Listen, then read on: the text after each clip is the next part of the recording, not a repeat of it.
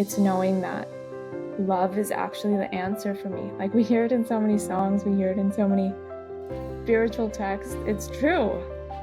Love is the answer. If you have any issues in your life, it's follow love. What is the most loving thing you can do for yourself, for the world?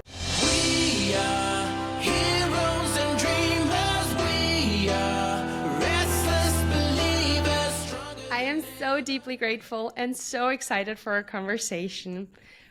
Before we start rolling, I would like and ask you if you would introduce yourself a little bit for everybody who doesn't know you yet. Yeah, thank you for the opportunity. My name is Shriyanka. I am a meditation teacher, an energy worker, a spiritual empowerment coach, and amongst many other things, a sister, a daughter, a partner. And you might have seen me on Instagram. You might have done some of my courses or programs, and I think that's all I want to share. That's I'm excited amazing. to have this conversation with you. Me too. I love to talk about spirituality. I know spirituality is a very important part in your life, and you're also teaching it. So, what does spirituality mean to you? I love this question actually, because a lot of what I teach in my courses, in my programs, is how to have your own unique sense of spirituality. And I feel that the overarching theme of having your own unique sense of spirituality is actually your unique connection with the divine. Like, we don't necessarily have to follow what specific people are telling us we need to do to be spiritual. It's actually all within. So spirituality to me is that unique connection. It's very individual. It's a very personal thing, and everything is spiritual. Even people who say they're not spiritual are spiritual. It's so funny to think of the concept that there are some spiritual things and there are some not spiritual things. To me, it's all spiritual. This is an entirely spiritual experience, just to have consciousness in general. So so everything is, even science, even an atom, and the measurement of energy in general is spiritual. So that's that's pretty much everything we know, right? I agree 100%. I actually find it always very funny. Like, I lead my spirit, like my business, a spiritual way. So if my intuition tells me not to do something, even though my brain says, oh my gosh, it's such an amazing opportunity and so on, I don't do it. And I always find it very funny that there are some people who are like, yeah, I'm so spiritual. But then when it comes to business, it's all like about the mind and just like what rationality and so on. And I believe also business is a very spiritual game. Mm-hmm. Yeah, absolutely. I totally agree. And I think when we look at it in that way, where we're tying in both sides, we're tying in the business and the spirituality, that is when you see some of the biggest growth. Like, I was actually listening to another podcast, the Aubrey Marcus podcast, and he had a guest on talking, and he straight away came on and said, I don't believe in anything spiritual. I'm an atheist. But then he goes on to talk about his one of these practices that he does to help him connect to his higher self in some way. And it was that was spiritual in general, even though he claimed so firmly that he was an atheist. And I just think it's so funny, because we listen to people who say these certain things and have so much success, because this guy was a millionaire, multimillionaire, and he was talking about how he got to that place of success. It is because he had some element of spirituality in there. Well, I think very often, we're just very opposed by certain words. Like, I know for myself, I know the word God really triggered me for a while because I don't believe in the things that church teaches. And if you see God as like what kind of like is written, or like not even in the Bible, but kind of like what priests sometimes are preaching, especially I'm living in Europe, so very Roman Catholic, I think, is my religion. So it's like very strict and like very, okay, you're good if so. And if you don't do that, you're a bad person. And I don't believe that people can be bad. Maybe we have bad aspects. Maybe we have wounds that trigger us to do behaviors that are bad. But I don't believe in hell or anything like this. Mhm. And I think another thing is, if you would replace, everybody believes in love. So if somebody is like very triggered by the word spirituality and so on, if you just replace it with love, maybe at that point they can just resonate so much more that love is the divine force and that we're all united by love. Yes. Completely agree with you. I actually feel so deeply that there are so many interchangeable words that we can use. So I was actually speaking with one of my friends just yesterday about this, how we a lot of the time people also accept the word universe. They say, "Oh, we'll leave it up to the universe," or "We'll leave it up to that," because we know we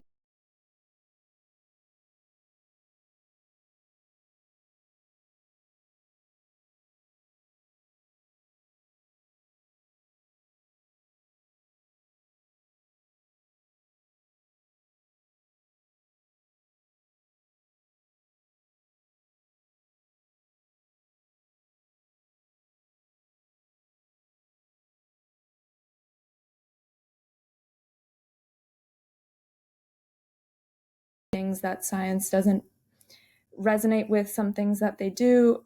And I think when we can meld all of these teachings, the science, the spirituality, the even parts of religion, and we can see the truth in all of them, that's when we fully get that range of spirituality that can uplift us. But if we turn away from certain aspects of life, like all of these are different aspects of our self and our life in general, if we turn away from one of them, we're rejecting it, and that's going to end up coming into our life in one way or another. So the more we can accept all of these different views, all of these different ways of living, and see that also as a reflection of ourself, the easier our life, I think, is going to end up being. That was a little bit of of a tangent with what you just said, but I agree with you with saying love is it is a really powerful word. That's probably one of my favorite words to use for it. It has a very, very high vibration. Mm. Have you always been spiritual? Um, to this level, no. I have always. I remember when I was a kid. Actually, I used to. One of the things that I thought about doing was becoming a Buddhist monk. When I was just a child, um, I did. Obviously, that never happened. That never played out because, and I'm in a lot of ways, I'm glad that it didn't. Um, I don't think that was my path, although that is something that I've always sort of been in the back of my head. When I was a kid, I used to question the nature of reality, the nature of religion, because I grew up in a very religious area. My family was not religious. I grew up Buddhist, hence the Buddhist monk thing. But I think I think because I could see so many people believing so strongly in their religion, and so many different religions as well. And then I'd hear of all of these miracles that would happen irregardless of which faith was being followed. Like there was miracles in so many different religions. So I was like, how is there one, like there's some common thread here. There's some common thread because all of these miracles are playing out. I believed in the miracles. And I think my search really started when I started questioning what that common thread was. And then it just grew from there. I love it.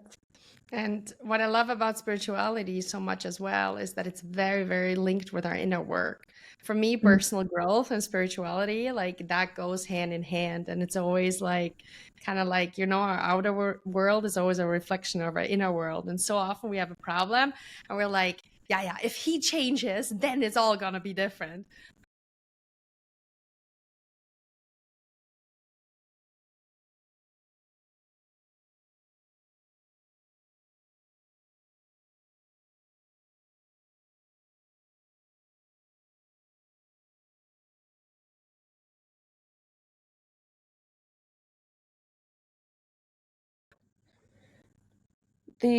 So our perception of the world, I think if you boil it down, that comes to what our belief systems are, right? Like what are the things that you believe in? What are the things that you believe about yourself? And because of your beliefs of yourself, that is basically what's going to shape your entire experience as a human here. So if you believe that you are, let's bring it down to one of the most common ones. We all want to manifest some pretty amazing stuff in our life, right? We all have our lists. The new moon's coming up. Let's write some things down. New year, all of that stuff. It's beautiful, but then we don't actually address one of the key beliefs that often holds people back, which is, I'm not worthy of this.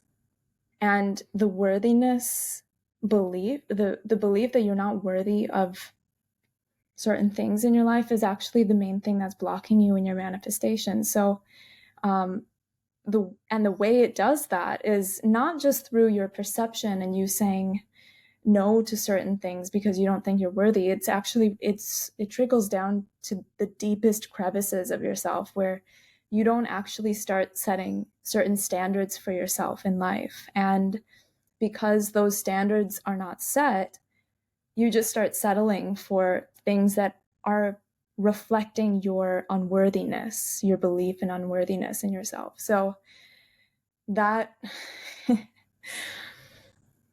the root of all of your manifestations, if this is a continuous problem, should not be what specifically you want to manifest. It should be, I want to manifest me being my most whole and worthy self, and start right there, because that's going to change everything for you. And also manifesting self-love. And I believe that inner changes that you make are the easiest thing that you can manifest. They are the most simple things that you can manifest. And you'll see the greatest changes when you make those strong decisions that this is what I'm manifesting. I'm not manifesting the dream house or the perfect relationship. I am manifesting like how much I love myself. I want to love myself more in the most whole and authentic way possible.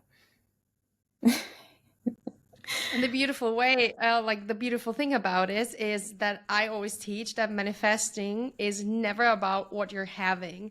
It's never about the job you have, the money you have, the house you have, but whatever version of yourself has everything, like you got to become that person. And then in the end, it's about who you are becoming. And it's exactly what you're saying. It's this version of yourself that loves herself, himself so deeply. That is the version that attracts whatever the things are that somebody wants to attract. Yeah, absolutely. It's the feeling of it. It's how you want to feel in yourself. Yeah, completely agree with Absolutely. you. And then you're in the vibration of one, like just attracting all those things. Yeah. Yeah, you become one with it. And that's the whole idea, right? Like to actually be one with what you're manifesting. And then you get to the point where you're like, I don't even care if that manifests or not. Like I already have that inside of me. And then it just pops into your life, appears, Exactly. falls And that's right also into when your the lap. neediness drops. And that's because right now we're like, I want to manifest, and like it's this tight, like almost manic manifestation mode. And then at some point we just let go, and it's like, if it's for me, it will come, and if not, not. And that's when the power, like that's when the miracles really happen. I agree 100%. You Yeah. mentioned the limiting beliefs or not the being worthy of it. And you have a very unique perspective on it that I really love. And so many people of us try to, push away everything, like, no, everything is amazing in my life, I'm happy, I don't have any shadows, I don't have any problems. But you see them kind of almost as a gift to us. Would you elaborate that more? Yeah, yeah. Oh, I love this question. I don't know what it is about shadow work. Maybe it's my Scorpio rising, but I just think it's one of the most I think it's one of the most important things that we can do for ourselves. So, and I don't mean shadow work in like the mainstream way of like just going into the depths and completely surrendering to them. I mean, actually going in with light, going in with lightness, and like shining light on those shadows, and going in with more of a sense of what can I learn about myself here and how can I use that to grow? Because when we are just living in our shadows, when we are living in this state of rejection of a part of ourselves, it's going to eventually come up, and it might come up in really sneaky ways, or it might come up in really obvious ways. So an obvious way could be like you outwardly saying something rude about someone else. Like you might have some kind of shadow that's just trying to make its way out. Or you might have a shadow that plays out when you all of a sudden get really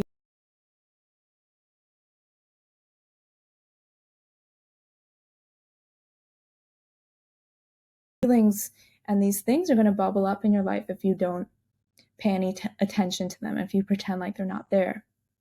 So what are the options? How can you actually see these things and not let them completely take over and hijack your life? You can actually do this work by like there's a couple ways you can do this. There's some really intense ways, and there's some more simple ways, like what I said before, where you can kind of address each one and say, okay, well, let's say you have a shadow in, or let's say you have a limiting belief about um, about love. Like I'll never attract the right person because, like, this is your limiting belief. I'll never attract the right person because I'm too much for them. And then you start working backwards from there. See, where's the root cause of that? Where did that come from? Where does that live in your body? Can you move that limiting belief out of your body? Can you alchemize it through your heart and your love for yourself? And that's going to create a much deeper relationship with yourself, because you know that's like you've actually seen it, you've addressed it, you've given it love and compassion, which is, I think, something that often gets forgotten when we do shadow work. We need to bring love into it because that's what is going to alchemize it. And then you can also do the type of shadow work this is something that's really heavy. But if you are feeling really centered in yourself, if you have a strong anchor in yourself, you can even go into situations that would be a little bit triggering just to see where you get triggered. See or ask someone like questions about you that might trigger you, with the intention of seeing like what is making me feel a little bit on edge right now. Why is that making me feel on edge? And the reason you would do any of this is so you can work through that, and so you can not let that have a hold on your life anymore, because it actually doesn't have to have a hold on your life anymore. Any limiting belief you have has a counter, and these are just beliefs, and those beliefs are going to create your perception of the world, and your perception is what creates your reality. So you choose which beliefs you want. And if you want to choose the counter to your limiting beliefs, then you need to know what your limiting beliefs even are and what your triggers are and what your issues are so you can move through them. Absolutely. I also believe that shadow work is just necessary to kind of integrate our shadows to feel whole. I feel as long as we're pushing away parts of ourselves, we never have these feeling of like truly belonging and home because we're just not whole. Mm-hmm. And in my experience, I learned very often when there were parts of myself that I was pushing away, and at some point I noticed them when I tried to see like what is the benefit of having, let's say, a certain belief. If we use your example of the belief that I'm not worthy of a certain partner, very often like people are holding on to beliefs like that because actually it's some form of protection, because if they would open themselves up, if they would feel worthy, there is always the risk of being hurt. And so often it's just safer, quote unquote, for us to hold on to these limiting beliefs because we can stay in a warm and comfortable comfort zone, and we don't have to go out and have any risk of failing, being hurt, or experience something that we're afraid of. Yes, that is such a great point. Thank you for bringing that up. I agree with you on that 100%. I would like to talk with you about magnetism because I'm so interested in that field, and you talk a lot about it.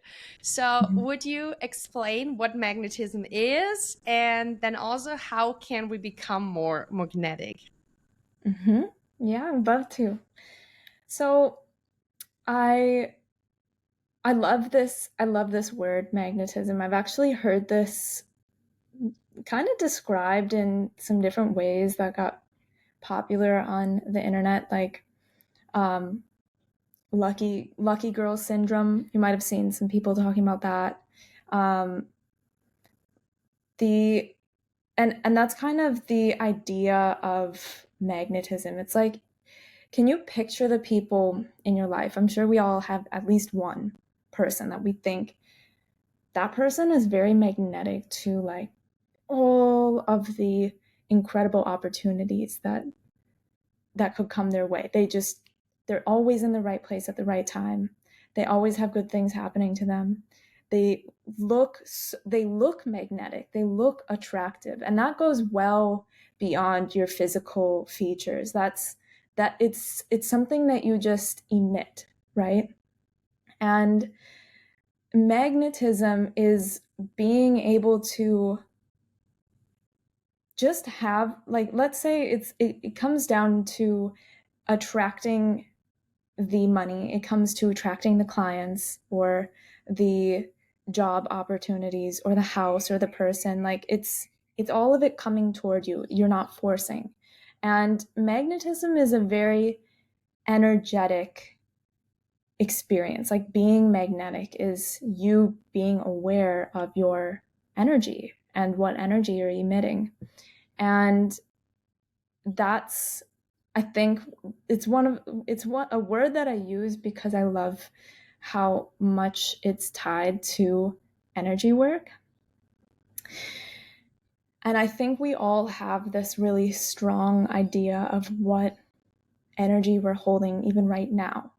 Like, you can kind of see it in the way you're sitting. You can probably feel it in your body.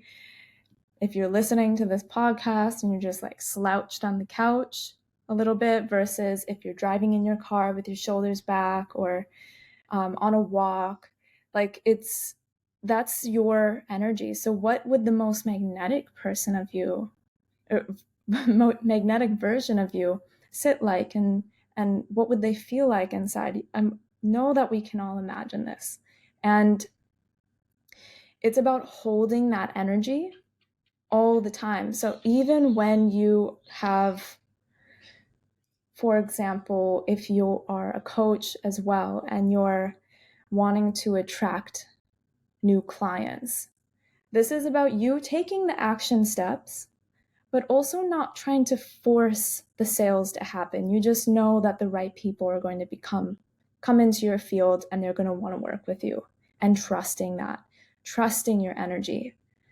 trusting that whole process. And if you lose the trust and you start to force a little bit, that's going to repel. That's going to be the opposite of magnetism. That's going to make those things go away from you, even if it's not clients, even if it's a person or a friendship group or whatever. So you just need to be who you are and let those experiences come to you, taking the aligned action that you know is going to help you get to that point, but not forcing.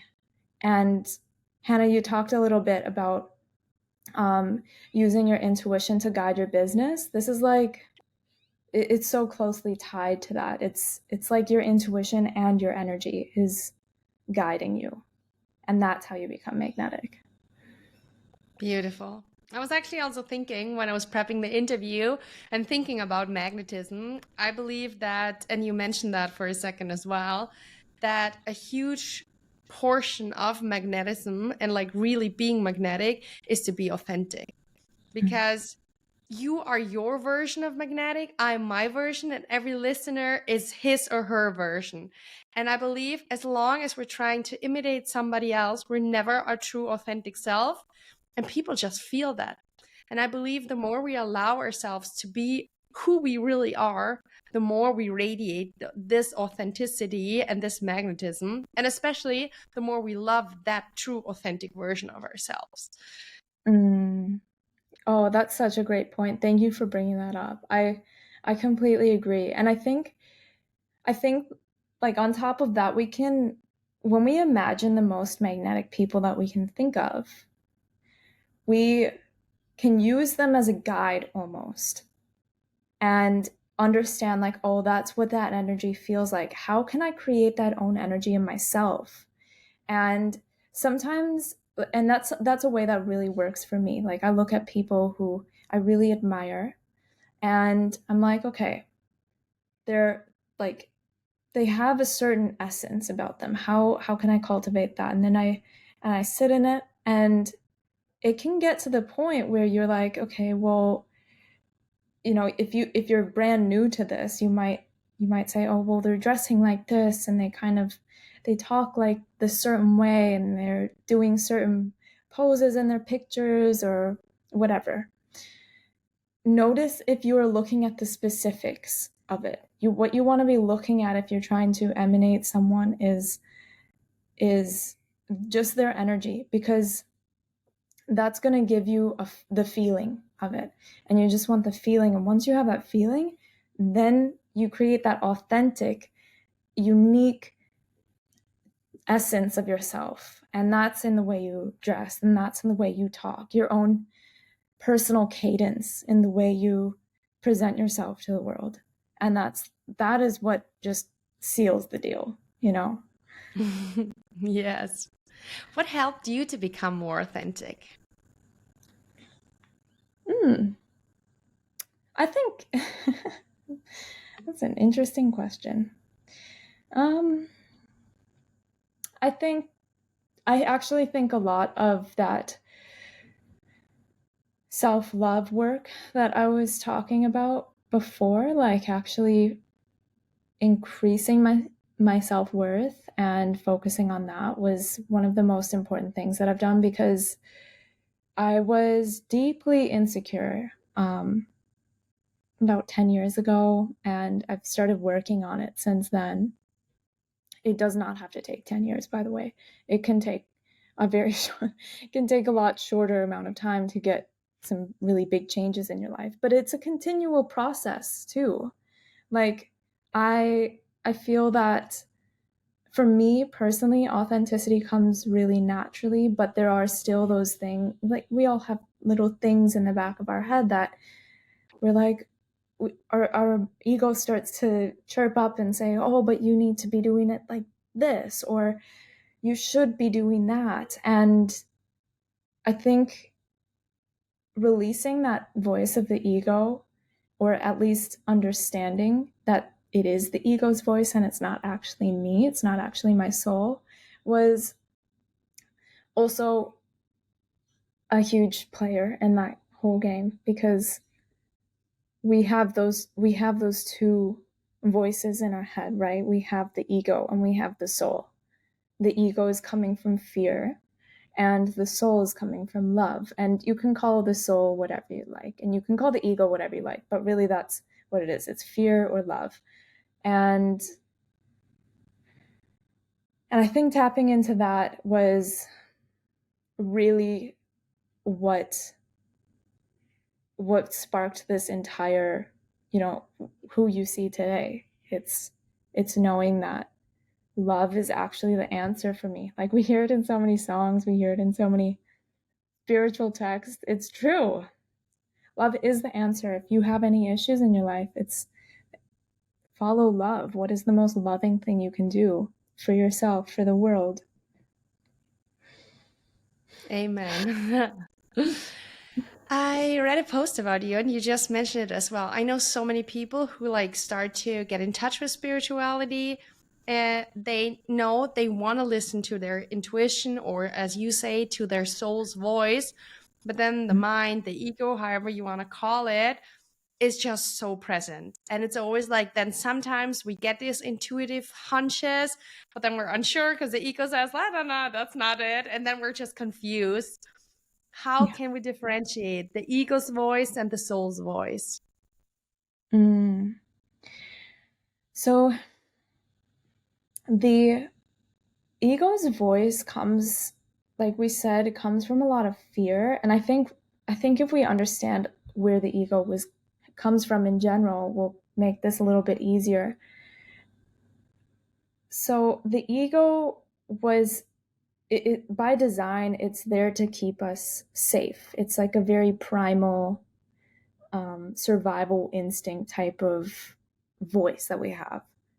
And you can imagine, when it comes to survival, that means we need to close off, we need to bunker down, we need to be really fast, we need to not do too much stuff outside of what we know, because we need to stay safe. And it's scary out there because what if we get hurt or killed, or something bad happens and everything changes? So we have to be afraid. And that, if you can imagine the energy of that voice, what that is actually going to, what that's actually going to make you feel in your body, it's very urgent, and it's very specific as well. Like, there's specific things that your ego will want you to do. And I'll give you guys some examples too in just a second. But then on the other hand, we have the soul's voice, which is actually a very evolved way of communicating with ourselves. It's gone past that mind that was in the hunter-gatherer stage, and we're going to that place where we can actually meet unity, and we can actually meet love and connection with one another with respect. And that's actually the evolution of our consciousness at work. So as much as we listen to the soul, that's our consciousness evolving, and our consciousness is connected to everyone else's consciousness. So the more we listen to our soul, we also evolve the collective consciousness, which is really cool. But the soul will feel very soft. It will be like almost vague, but more in it's vague but direct. Like, it's a very umbrella sort of calling, like, go there. Not go there because blah, blah, blah. It's just saying, go there, go to that place. Say yes to that person. Don't do that. It's not going to give you the tiny little details, and it's going to actually make you feel very expansive rather than contracting and closing off. It's going to make you feel open. It's going to make you feel like, it could be kind of scary at some points, but not in the same way as the ego.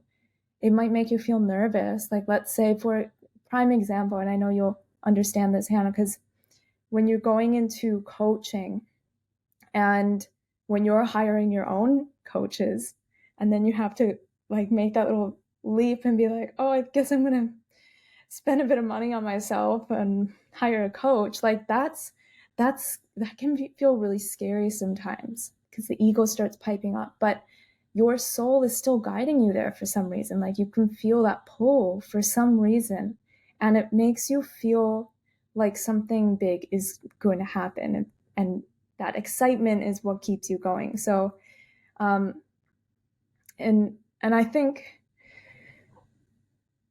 as well, it's really important to know that when you are listening to the ego, if you get an opportunity to choose love and fear, which is the soul or the ego, it's you're even if you choose the ego in one of these situations, you are going to get an opportunity later that's going to help you choose the soul in the next round. So you might feel like, oh, I missed my opportunity. You didn't. You have another one later, but you just and you're going to have continuous options later until you continuously choose your soul. You're always going to be led back to love. You're always going to be led to your soul and through your soul, whether it's in this life or other ones. Such a beautiful description, and I agree 100%. And I find it always so exciting when you feel these hunches and then you actually dare to follow them. And then it's just like, oh my God, what have I done? But then, yet, the journey ahead is just so beautiful. And then again, it's becoming the person that does that and becoming and growing into that version of yourself that there's this and that experiences whatever your soul is calling you to do. Mm. Yeah. Before we wrap up, I would like to know, where can we find you? How can we get in touch with you? If somebody wants to even work with you, how can we connect with you? Yeah. Thank you for asking. So you can chat to me on my Instagram. I'm really open to DMs if you're wondering about how to work with me a little bit further. I have a super transformational 3-month mentorship. It's a group mentorship. And this is basically something that brings the understandings of life into the energetics of each energy center of our body. So what I mean by that, like we're running right now, it's called Living with Soul. And this week in Living with Soul, we're talking about the heart center. And the heart center has themes around non-attachment, non-judgment, how to love yourself, being in loving relationship with another person, etc. So we talk about these themes. We move through every energy center of the body, and we do this in a group space. It's pretty beautiful. I love running that course. I do one-on-ones, and I also am starting an online community outside of social media where we can connect and chat about different topics like this. And I'm super excited about that because I know that some of us want to take a little break from social media sometimes and just really focus our energy on something of that nature. So I'm excited to start that one up. That And being one's called surrounded, Soul. oh, amazing. Yeah, and being surrounded with like-minded people is just so powerful.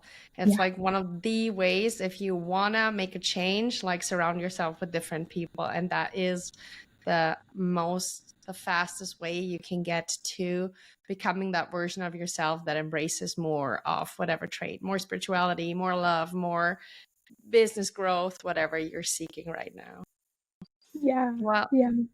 thank you so much for your time. Thank you so much for being such an inspiration. I believe you're really like a role model of what it means to live spirituality and to be authentic, and then to attract whatever our souls are meant to experience on earth. So thank you so much for sharing all your wisdom. It was truly a beautiful conversation.